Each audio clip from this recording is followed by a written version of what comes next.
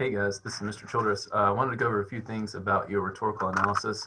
So I've graded all of your rhetorical analysis rough drafts, and there were some common mistakes that were apparent on all of them. So I really wanted to make this video to go over some things that are going to be very important, not only for this rhetorical analysis assignment, but also other assignments that we're going to be doing in this class. Okay, so I want to make sure one, that you understand MLA formatting. Okay, so I'm going to make sure that the MLA template is up on the website. Also, you can look at Purdue OWL, you can look at your textbook. There's a lot of different things that you can look at to get help with that. And hopefully you went over those things in 111, okay, when you had your 111 course. So I want to show you just a few things in Word, so I'm going to share this document so that you can see that. So right off the bat, you always want to have a running header. Okay, the easiest way to do that is to go up to Insert. Now this may look different if you're using Google Docs. Okay, all of this is going to be different, so I encourage you to try to use Microsoft Word as much as possible. So you go up to Insert, go to Page Number, top of page. Okay, make sure it's plain number 3. This puts your running header on the right-hand side. Okay, so there's my number. I put my name, okay, which would be your name, okay. And then I just close that, boom, running header. Then you need to have your name, my name, course name, okay, and date. All of that needs to be double spaced. Double check your double spacing, okay. So under the Home tab, go to your paragraph settings. Make sure your before and after is set at 0, okay, and then this will be set at double, okay. So let me just double check that, make sure it's on 0, 0, double. Boom, okay? Then I go down to the next line. Some of you are putting like extra lines before your title. No, you just go to the next line right after the date. Make sure it's centered. You need to have a creative title. If Hollywood was to make a movie about your paper, what would it be called? That's the kind of thinking you need to go and do with this creative title. Don't just put literary analysis, rhetorical analysis, okay, or remember the Titans. You need to put something creative there. Skip to the next line. Your first line should always be a hook. You're not telling the reader what you're doing. You're not saying, in this essay, I'm going to, or this essay will explore. That insults the reader's intelligence. You need to have some other type of hook. Okay, so have your attention-getting hook, okay? That can be a quote. That can be a statistic. So since we're doing a movie speech, maybe something profound from the movie speech that you can include there. Then you probably want to say something about the movie, okay? So Remember the Titans is a film about blah, blah, blah, blah, blah. You talk about the coach, okay, the racism, all of that stuff. Film titles have to be italicized. Did you catch that? I italicized it, okay? Italics, Remember the Titans, okay? Film titles are always italicized. So in your introduction, you can give a hook, give a little bit of background, about the movie or the speech. Then you need to have your thesis statement. You have to have the thesis statement. The thesis statement is the claim that you are making about the film. It needs to mention the rhetorical appeals that are used in the speech. Now, per the instructions, you only have to have 2 out of the 3 appeals mentioned. Okay, so you would say something to the effect, something like, in the speech given by, okay, whatever character who gave the speech, okay, ethos and pathos are used effectively, right? Because we're talking about effectiveness. And the speech relates to whatever modern day issue or something about modern day society. Okay, those are the 2 main points that you need to have in your thesis somewhere in your introduction. Okay, usually that's the last sentence in your introduction. So you need to have that. You have to have that thesis statement. That guides the rest of your paper. Now, after you have your thesis statement, that's going to determine what you write about next. So my next point, let me go back to my thesis, speech given by, okay, ethos. I talked about ethos first. So my first point that I talk about in my paper should be ethos. Why? That's the first thing that I talk about in my thesis. So whatever the first thing is that you talk about in your thesis, in your claim that you are trying to prove in this paper, that becomes the first point in your essay, okay? So then I talk about ethos. You want to give quotes from the speech. That is your evidence. Pretend you are a lawyer, okay? And your claim, your thesis is your client is innocent. So in the rest of your speech to the jury, you're trying to prove that they are innocent through the use of evidence. Your evidence in this paper is whatever you pull out of the speech, whatever was said, that indicates the use of whatever rhetorical appeal or connection to modern society. When you have that quote, okay, so ethos, here's my quote from the speech about ethos, quote from speech. Notice it's in quotation marks, okay, quote from speech. Now, since these are not my own words, I have to cite it.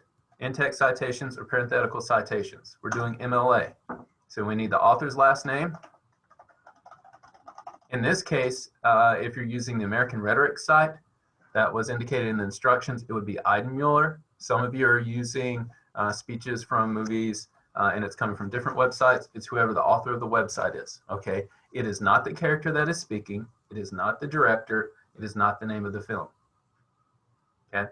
You need the author of the website where you got the transcript of the speech. So that's why I encouraged you to choose a speech from that American Rhetoric website. Why? I've already given you the citation. If you look at the end of the instructions for this assignment, it's got the citation there. Okay, Eidenmuller.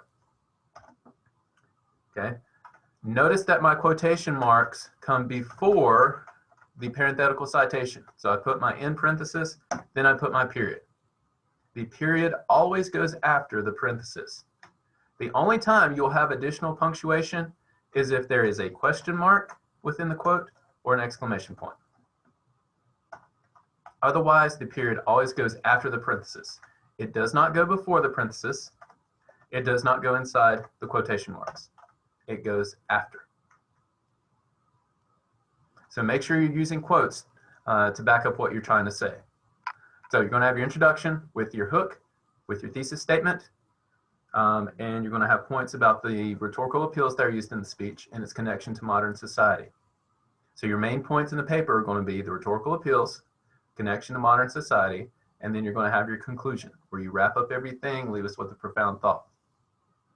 What I say next is very, very important. Do not use first person or second person language. Do not say I, me, my. Do not say I think this is a great film. Or have you ever, blah, blah, blah. No, we're not writing those cheesy sixth grade sentences, okay? If you use first or second person in academic writing, that's biased language and your argument falls apart, okay? This needs to be completely objective, meaning you're not putting in your personal bias. So no first person language, no second person, unless it is in a quote, okay? If it's in the quote, that's fine. Those aren't your words. That's the person giving the speech. Everything else needs to be in third person. So you can use things like one. Instead of saying you would think, you would say one would think that blah, blah, blah, okay? Do not use first person. Do not use second person. Do not use contractions. Contractions are slang and formal language. We're not using that in academic writing. Find a better way to express yourself. Contractions may be great for emails. They may be great for talking with your friends or texting. We're not going to use that in academic writing. There will be papers later on this semester where you will use first or second person language, but until I tell you to do so, do not use first or second person language.